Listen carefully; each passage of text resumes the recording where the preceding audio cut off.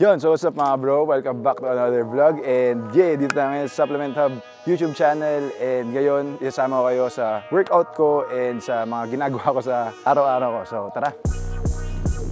Yun, so what's up mga bro?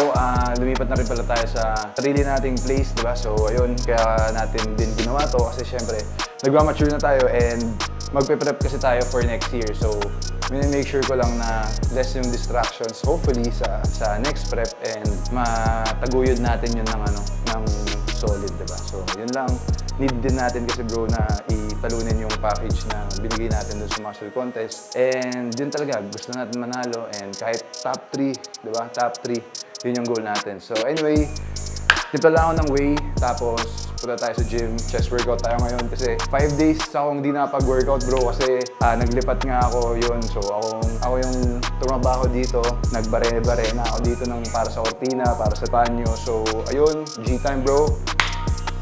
G. Sana bro, sana. Yun nga din yung parang inano ko dito para makakilos tayo ng sarili natin, di ba? Tapos makakapag-vlog na rin ako kasi sobrang na-miss ko na rin mag-vlog sa totoo lang. Pag wala akong ginagawa, pinapanood ko na lang dito yung mga vlogs namin ni Paring JD. Tas yun. Pero yun nga, hopefully talaga. Hopefully, gawin na natin ngayon Paring JD. Balik tayo. Pero for now, Supplement Hub channel muna. And yun lang. Sa next week pala, pag-pull out ako ng supplements ko, Supplement Hub. And sana available si Paring James para ma-videoan yun. And yeah, welcome back sa akin. Welcome back sa atin lahat. G-time.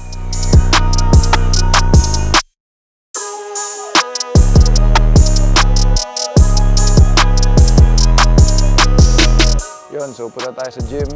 Chest workout tayo ngayon kasi supposedly Monday yung chest ko. Pero yun nga, ang dami natin ginawa. Mga appliances yung binuhat natin. So ngayon, bakal na ulit.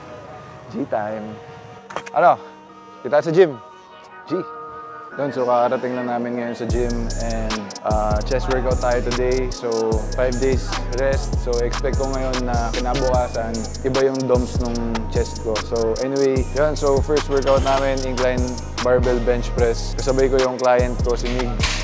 Yun, inuna namin to kasi target namin talaga pinaprioritize namin yung upper chest kasi doon ako naglalak. Mostly nang nag-gym, doon naglalak sa upper chest. No? So ayun, tatry namin i-prioritize to para full 3D chest.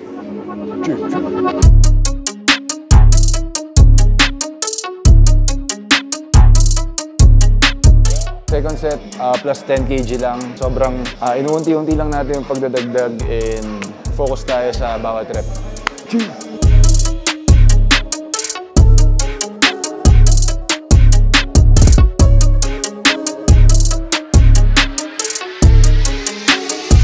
Grabe kapag napahinga talaga.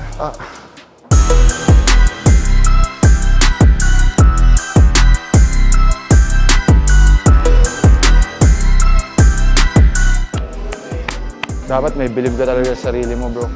Woo!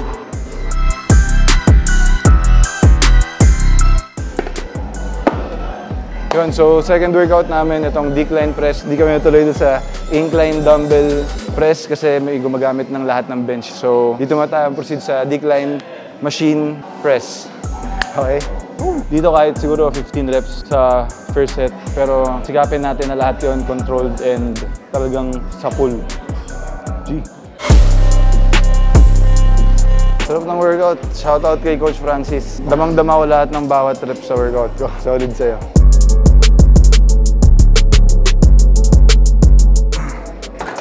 Reps lang ang kinaya. Third workout namin, flat barbell bench press, superset sa flat dumbbell flies. So, hindi ito yung pinano natin kanina, pero G-time.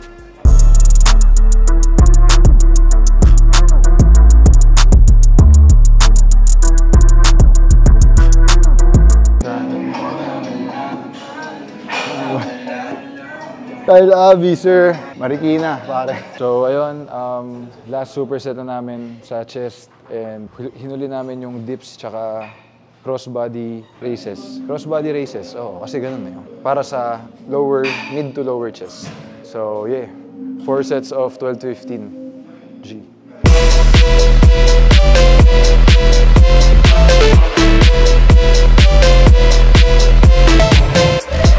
Second set, 12 reps pa rin. Sakit sa chest. Tapos, sobrang solid na workout yung dips para sa chest kasi ito yung isa sa mga workout na ginagawa ko noon sa Palmera kapag nag-bodyweight training kami after basketball. Yung pull-up bar, tsaka dip bar, tapos push-ups. So, solid. Ito yung isa sa mga unang exercises na natutunan ko. Dips. Share ko lang.